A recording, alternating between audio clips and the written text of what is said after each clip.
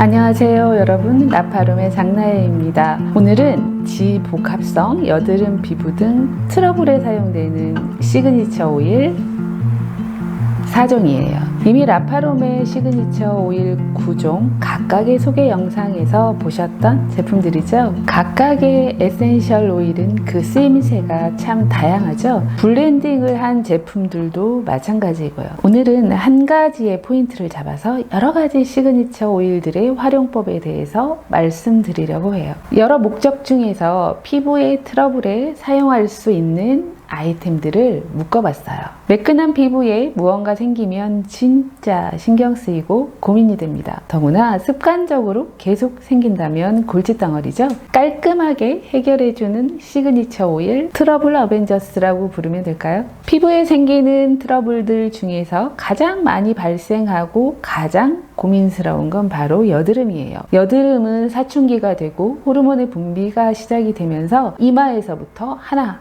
둘 보이기 시작합니다. 주로 지성 피부에서 많이 생겨요. 피지 분비가 많아지면서 모공이 눈에 띄게 커지고 오후가 되면 번들번들 피지가 내 얼굴을 감싸는 피부. 사춘기 때 여드름이 생겨서 고민 좀 했지만 지금은 늘상 생기는 건 아니고 가끔 혹은 생리 전 하나씩 생기는 정도라면 밸런싱을 추천합니다. 밸런싱은 항염, 항박테리아의 작용이 매우 탁월하죠.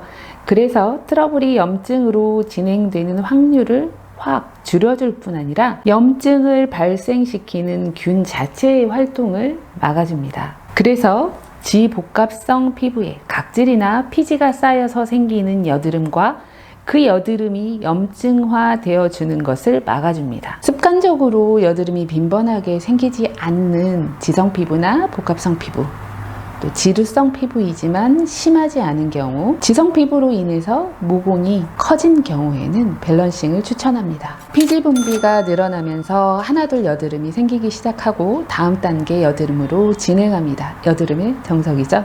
미세면포, 화이트헤드, 구진, 농포성 여드름, 이렇게 한 스텝씩 다음 단계로 넘어가는 여드름이 꾸준하게 생기는 피부.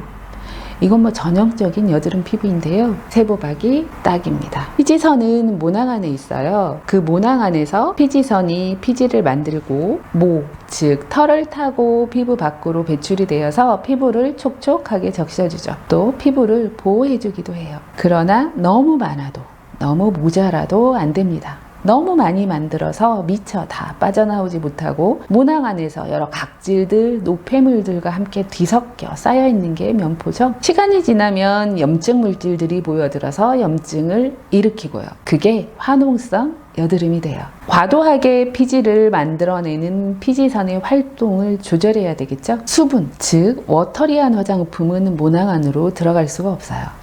오일 성분이 가득한 모공을 뚫고 모낭 안으로 들어가야 되는데 어떻게 뚫어요? 오일 에센스는 가능합니다.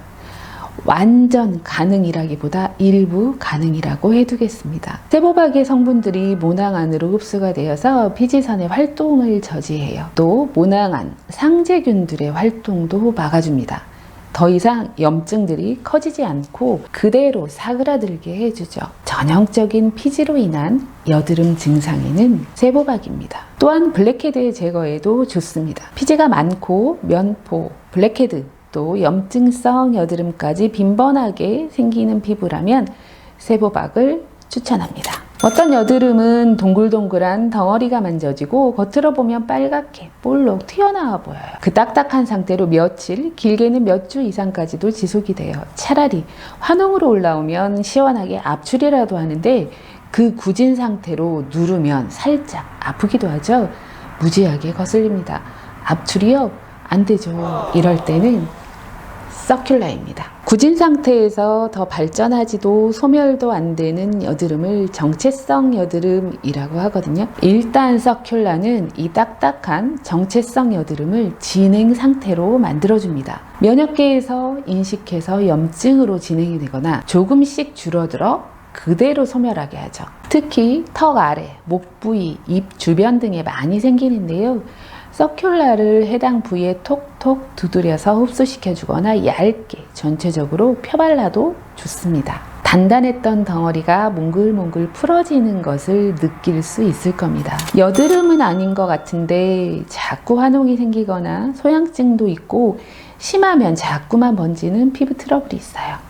없어졌다가 생겼다가 자꾸 반복하기도 하고요. 모낭염이 의심이 되는데요. 여드름이 오랜 기간 발병했던 피부는 모낭염에 매우 취약합니다. 이러한 피부는 여러 원인에 의해서 피부에 각질층이 오픈되기도 하고, 즉 상처가 생긴다는 얘기죠.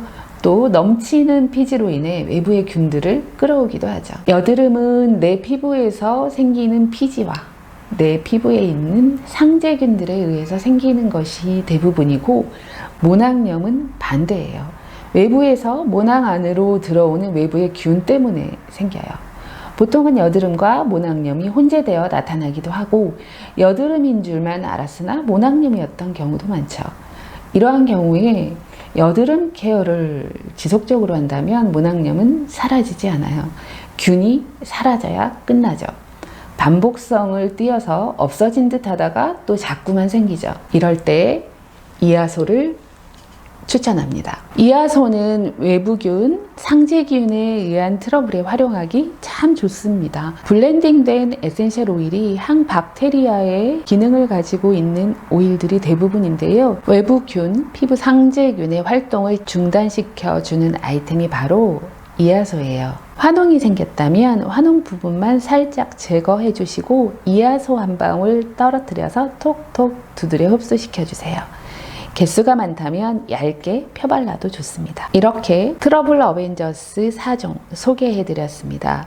피부에 생기는 트러블의 종류, 원인이 상당히 많아요. 모양이 같다고 모두 같은 케어를 적용해서는 안 되죠. 정체가 무엇인지 반드시 알아보고 그에 맞는 적절한 케어를 적용해야 빠른 시일 안에 트러블이 해결됩니다. 최종 정리해 볼까요? 큰 모공, 지성, 복합성, 지루성 피부, 여드름은 간혹 하나씩 밸런싱이에요. 피지 과다, 면포 다수, 화농성 여드름, 세보박입니다. 둥글 딱딱, 붉고 아픈 정체성 여드름은 서큘라예요. 여드름은 아닌데 자꾸 생기는 트러블, 모낭염이 의심되거나 가려움증, 즉 소양증이 있다면 이하소. 오랜 기간 피부 트러블과 함께 하셨다면 이 네 가지의 경우를 모두 겪고 있는 피부도 분명히 있을 거예요. 라파롬의 트러블 어벤져스로 시원하게 복수 한방 하시길 바랍니다.